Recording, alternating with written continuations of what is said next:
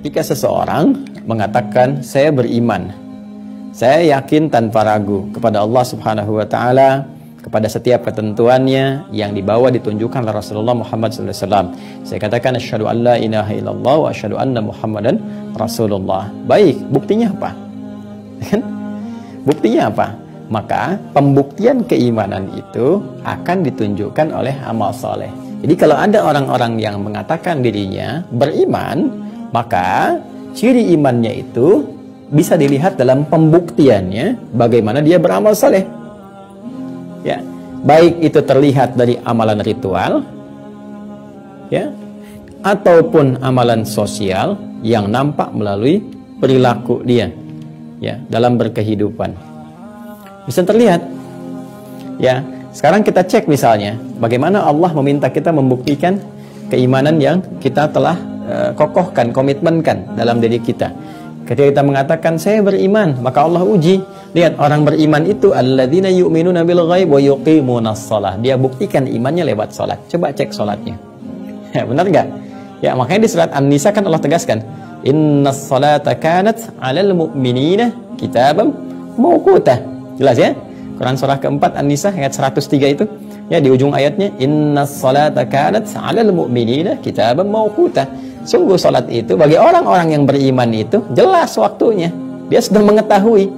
Jadi orang beriman itu jangankan salatnya, waktu salatnya pun dia paham. Di standar salat itu mengetahui kapan dia mesti salat. Besok subuh jam berapa saya salat, dia siap-siap. Makanya sering saya katakan, ya, orang yang beriman standarnya bisa diukur dengan panggilan salatnya. Ketika disebutkan nama Allah itu ada di Quran surah ke-8 ayat kedua. Ya, innamal mu'minuna alladzina idza dzukirallahu wajilat qulubuhum. Sungguh orang yang beriman sejati itu, mukmin yang sejati bisa diukur standarnya. Kalau disebutkan nama Allah ada getaran dalam jiwanya. Quran surah ke-8 Al-Anfal ayat kedua. Bagaimana kemudian untuk menguji getaran jiwa itu? Diperdengarkan nama Allah sehari 5 kali dalam azan. Makanya pembuka adzan itu kalimatnya yang pertama Allah. Allahu Akbar, Allahu Akbar.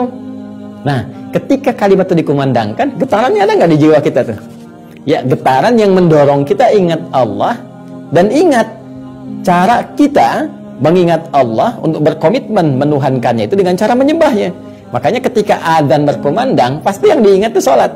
Itu kan komitmen kita untuk menyembah Allah. Ya, karena kalimat la ilaha illallah itu diikuti dengan komitmen untuk menyembahnya.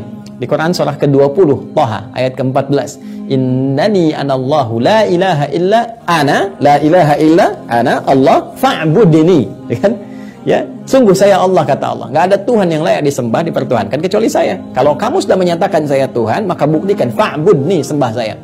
Bagaimana cara menyembahnya? Teruskan ayatnya. Wa aqimis salata li dzikri. Tunaikan salat untuk mengecek kamu ingat nggak dengan aku. Ya. Ya. Makanya dijawab di Al-Anfal ayat yang kedua. Ya, ketika surah Thaha ayat 14 mengatakan wa aqimis salata li dzikri, dijawab di Al-Anfal innamal mu'minuna alladzina idza dzukirallahu wajilat qulubuhum. Makanya kalau orang-orang beriman sejati disebutkan nama Allah, baru disebutkan bergetar jiwanya. Oh, ini komitmen saya dengan Allah nih. Tiba panggilan salat, kan? Sudah tiba panggilan salat. Nah, itu kalau saat azan berkumandang ada getaran, itu standar keimanan kita. Menunjukkan iman kita masih ada dalam diri kita itu. Beriman kita, tinggal pembuktiannya. Ya, pembuktiannya salat nggak? Semakin cepat merespon salatnya, semakin menunjukkan imannya bagus. Apalagi sebelum azan, ya, dia sudah melihat, oh ini jam sekian, saya harus persiapkan dulu, tampilnya bagus, salatnya baik dan sebagainya. Ini menunjukkan kekuatan imannya dalam aspek ritual. Ya, dalam aspek sosial sampai berperilaku kita dari individual sampai bersosial itu juga ada ayat-ayatnya.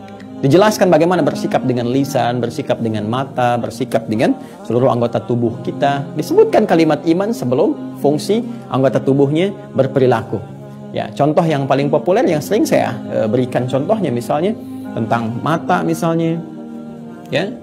Di Quran surah ke-24 An-Nur dari ayat 30 untuk laki-laki sampai 31. Lisan misalnya, ya kan? Di Quran surah ke-49 misalnya Al-Hujurat di ayat 11 sampai dengan ayat 12. Demikian seterusnya. Ya, yang ini qul lil mu'minina yaghuddu min absarihim. Katakan pada orang-orang beriman imannya dulu. Baru nanti amal soleh dari matanya. Yaghuddu min absarihim. Matanya harus melihat yang baik. Ketika yang dilihat tidak baik, palingkan. Nah, jadi iman itu akan mendorong pemiliknya berperilaku baik. Jadi mustahil korupsi itu, karena melihat yang nggak baik aja udah dipalingkan. Ya, oh, mungkin Ustadz matanya berpaling tapi tangannya begini. Tidak, karena ada ayat tangan juga yang memberikan sinyal kepada tangan untuk berperilaku baik. Ada ayat lisan juga, dibuka dengan kalimat iman loh. Ya ayyuhalladzina amanu la yaskhar qaumin qaum la yaghtab ba'dukum ba'd. Hei orang-orang beriman, iman dulu tuh. La yaskhar qaumin qaum. Jangan saling mencela, ya, jangan bikin hoax, jangan bergosip dan sebagainya. Ini teman-teman sekalian, jadi ini pembuktian iman. Maka saya sering katakan, cukup manusia beriman dengan benar, pasti jadi orang baik, damai, tentram.